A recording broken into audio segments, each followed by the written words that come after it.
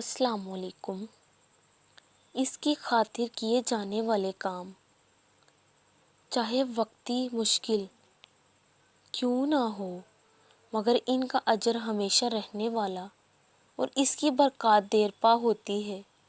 اے اللہ، ہمیں ہمیشہ تیری خوشنودی اور رضا کے کاموں میں مصروف رکھنا اور ایسے اعمال سے ہمیں بچانا جو ہمارے لیے باعث گناہ اور تباہی ہو۔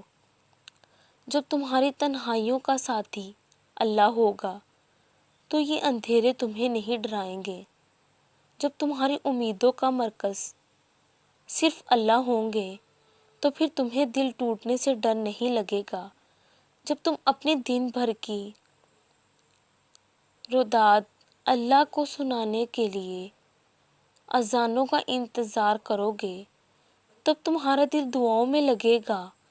جب تم پورے دل سے رب کی حکمتوں کو تسلیم کرو گے تو خود بخود یہ دل تمہاری عاجزی اختیار کرے گا، اور جب یہی عاجزی تمہارے اعمال میں ظاہر ہوگی تو تم سے خیر کی روشنی نکلے گی، ایسی خیر جو تم سے جڑ جانے والے ہر شخص تک پہنچے گی، اور تب جس مقام پر تم پہنچ جاؤ گے وہ رب تعالیٰ کا پسندیدہ مقام ہوگا۔